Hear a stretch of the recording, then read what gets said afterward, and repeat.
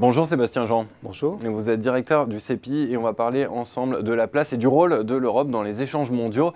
Première question, on entend parfois dire que l'Union européenne fait preuve de naïveté dans le commerce international. Qu'est-ce que vous en pensez ? C'est effectivement un terme qu'on entend souvent à propos de la politique commerciale de l'Union européenne et ça me laisse perplexe à la fois parce que je ne sais pas bien ce que ça veut dire et en même temps, tel que je le comprends, ça s'applique très mal à l'Europe. Une première façon de comprendre ce terme, c'est de laisser penser que la politique commerciale de l'Union européenne ne laisse pas la possibilité aux entreprises de soutenir la concurrence internationale. Or, dans la pratique, le commerce européen est largement excédentaire. Si on regarde la balance courante, c'est-à-dire la balance commerciale de biens et services, et puis également des revenus type revenus de licence, on constate que l'Europe est constamment excédentaire depuis des années. Et l'an dernier, elle a dégagé un excédent commercial, enfin un excédent courant, de 200 milliards d'euros, ce qui est énorme. Une deuxième façon de comprendre ce terme, c'est de dire on se protège moins que nos partenaires. Là encore, il me semble que ce n'est pas du tout le cas. Si on compare aux pays du G7, aux autres pays du G7, ceux qui sont directement comparables à l'Union européenne, on constate que les pays de l'Union européenne sont ceux qui sont le plus fortement protégés, c'est-à-dire que le droit de douane moyen tel qu'il est communément mesuré, il est de 5,5% pour l'Union européenne et par exemple pour les États-Unis, il est inférieur à 3,5%. Il y a pourtant des pays sur le continent, la Norvège, la Suisse, qui protègent par exemple leur agriculture bien plus que ne le font les pays de l'Union. C'est vrai, mais ça correspond à des cas de figure très particuliers. La Suisse, c'est un pays essentiellement montagneux. La Norvège, c'est un pays du Grand Nord. Donc dans les deux cas, l'activité agricole doit faire face à des handicaps naturels. Et d'ailleurs, on voit bien quand on regarde la position de ces deux pays qui sont lourdement déficitaires en termes de commerce de produits agricoles. La Suisse a des exportations qui sont seulement les 3/4 environ de ses importations. Quant à la Norvège, c'est même pas le 5e.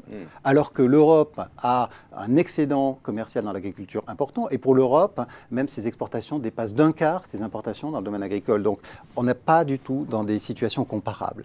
J'ajoute deux choses. La première, c'est que quand on a des endroits où il y a un handicap naturel, en montagne par exemple, dans le cadre de la politique agricole commune, il y a des aides spécifiques. Première chose. Et la deuxième chose, c'est que si on parle de la Suisse et de la Norvège, il faut compléter la comparaison et souligner aussi que dans l'industrie, ils sont beaucoup moins protégés que nous. Alors pour prendre un tout autre exemple, dans l'industrie, je voudrais que l'on parle des importations d'acier en provenance de Chine. Là, si on prend les États-Unis, ils appliquent des droits de douane bien plus élevés que ceux qui sont pratiqués en Union européenne.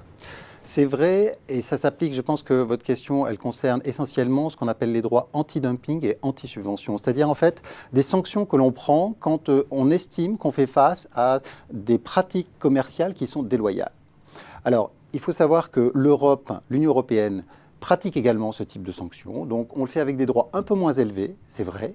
Mais en pratique, quand on regarde précisément ce qui se passe, on constate que quand l'Europe met en œuvre une sanction anti-dumping, par exemple, ça réduit drastiquement les importations de l'ordre des 3/4, elles sont réduites de 3/4.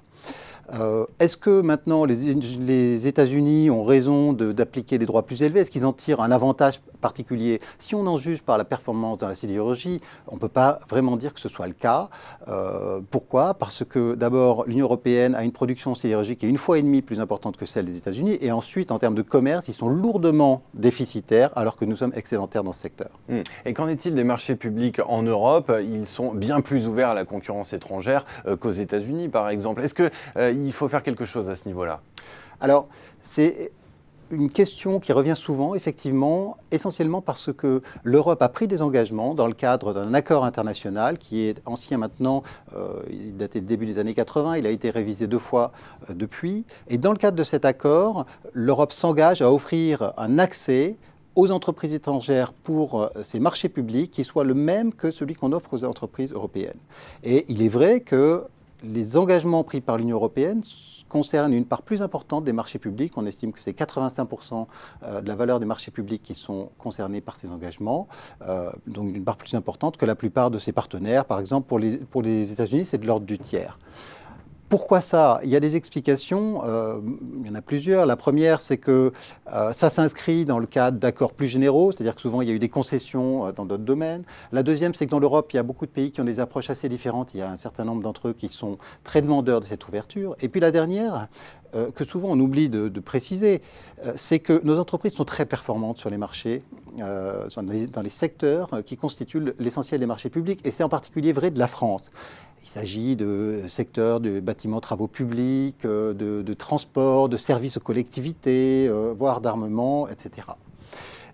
Évidemment, c'est plus facile de faire des concessions quand on est en position de force.